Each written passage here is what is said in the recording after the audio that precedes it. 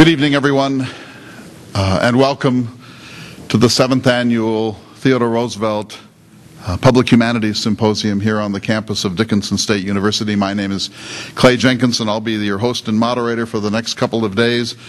We have a really interesting and exciting symposium for you. We're going to get started in just a second, but before we do, I want to ask the president of Dickinson State University, D.C. Coston, to come up and greet you and welcome you on behalf of this university. Dr. Coston?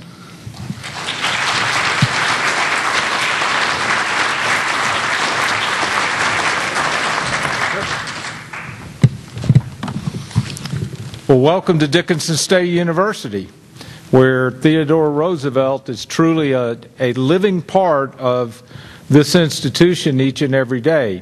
The work of the Theodore Roosevelt Center,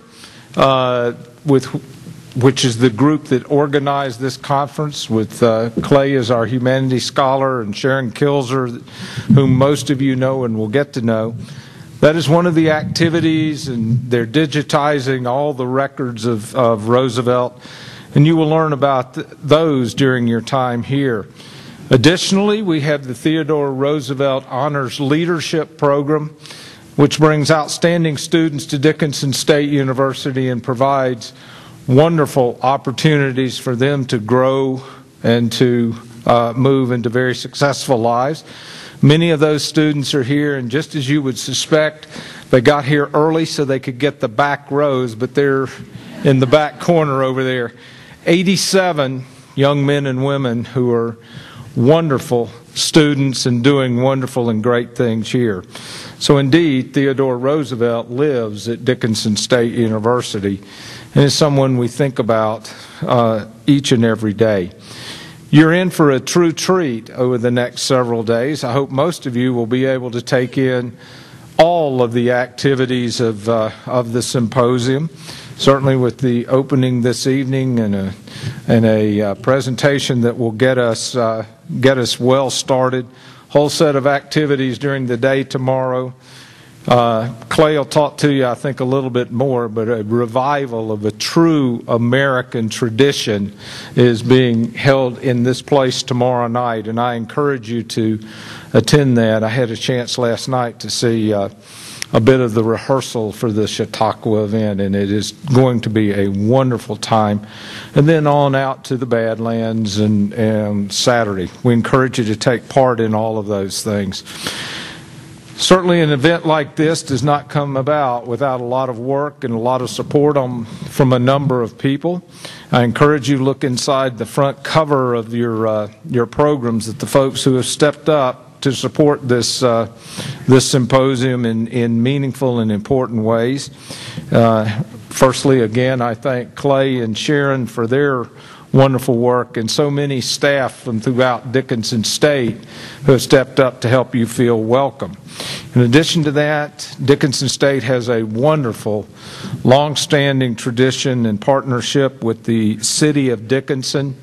It's been there since the very founding of this institution, and the mayor of Dickinson is with us this evening. Mayor Johnson, thank you for your continued support of our programs at Dickinson State. There's also a wonderful relationship and partnership between the Dickinson State University Alumni and Foundation and this university. All of you know what foundations do to help secure additional financial support to make possible for an institution to move from being really good to truly excellent. And the Dickinson State University Foundation does that in so many ways. I saw Linda Steve, who's their Chief Financial Officer, with us. Thank you for being with us, Linda. And a number of members of the Foundation's board are with us this evening. That board met this afternoon, and we're thrilled that they timed the meeting of their board with the symposium.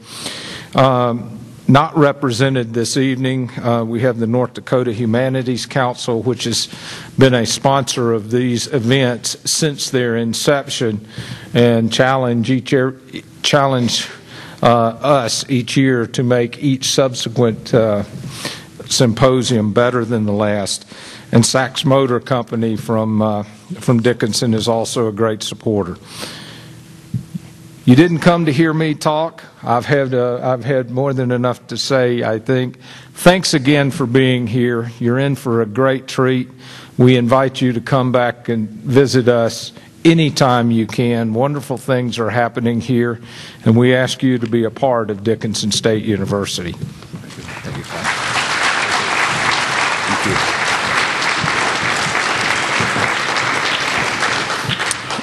Dustin or whoever's in the lights, can you just turn the house lights up a little more for the moment?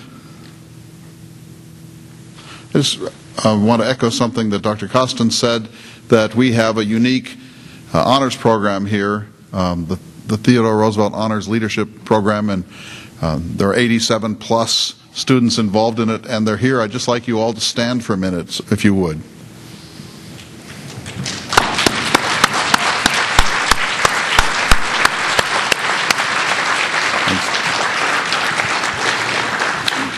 Thanks for coming. We're so delighted that you're here, and we celebrate and honor the work that you're doing, and thank you very much for being a part of this. Sharon asked me to make a couple of quick announcements before we begin. We are live streaming this program, and that means that if you know people elsewhere, from Belfield to Belgrade, who might want to follow us along in our deliberations, we're live streaming at our website, which is theodorerooseveltcenter.org or .com, so you might tell them they can watch this from afar if they wish. We're also, I'm told, tweeting this.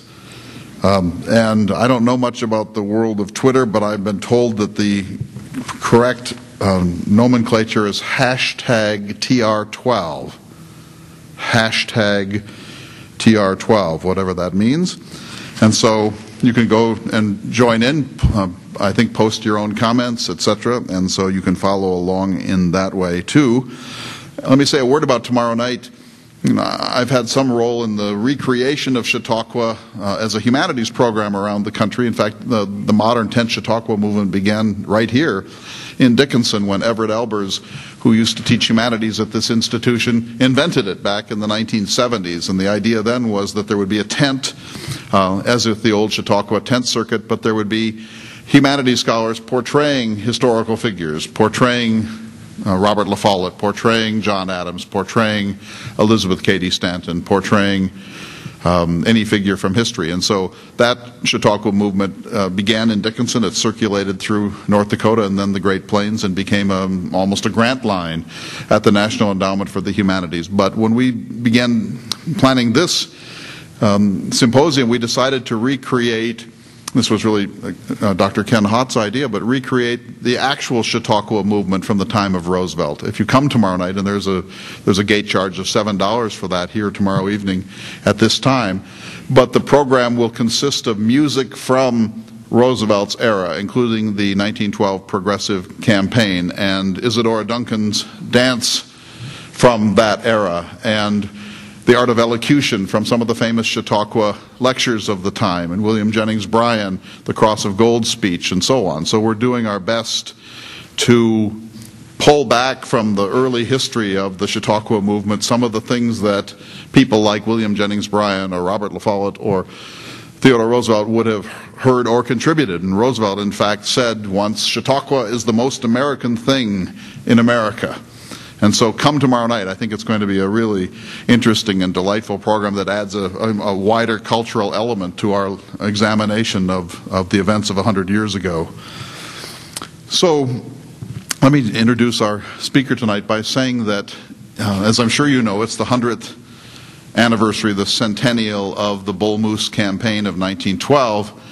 And in fact, I was just handed a moment ago a Minneapolis Star-Tribune from in July, a cover story on the opinion section saying the arc of progress, and the question that it asks is an interesting one.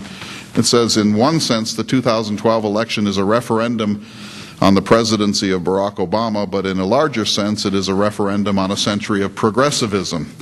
Are we in the process of putting the finishing touches on the progressive state, assuming that progressivism can ever be finished? Or are we about to begin the long process of finding our way back to America's limited government roots? Will an Obama victory be a capstone to a process already a century old, or will his defeat signal a return to something older still? Questions of this magnitude might best be answered by looking back precisely 100 years to another presidential election of more than ordinary importance. And of course, the author means the election of 1912. There are several strands to this symposium. Of course, we wanted to examine the 1912 election because it's the centennial and because our focus is Roosevelt. But we also decided we wanted to look at prairie discontent, prairie radicalism. As you know, that radicalism in North Dakota culminated in 1915 in the birth of the Nonpartisan League. I'll be talking about that tomorrow afternoon. It turns out there are some intriguing connections between Roosevelt and La Follette and A.C. Townley and the Nonpartisan League and events that were occurring on the northern Great Plains a little bit after the election of 1912, but in some sense the prairie discontentments have to be seen as one acute focus of the larger progressive movement.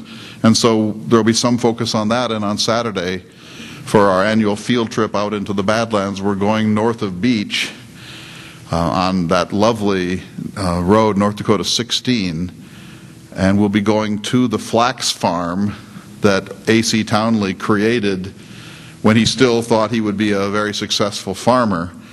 And when that 7,000-acre flax farm went bankrupt in 1912, Townley was radicalized by that experience, and he became a socialist organizer, and 3 years later founded this most extraordinary of northern Great Plains farmers' movements, the Nonpartisan League. So this theme of the agrarian element to this will be sort of continuing throughout the symposium, because we believe that it's part and parcel of the larger progressive movement and Roosevelt's extraordinary involvement in North Dakota. And if you're with us tomorrow afternoon, you'll see that he had a very interesting mixed feeling about prairie discontentment and about particularly the Nonpartisan League.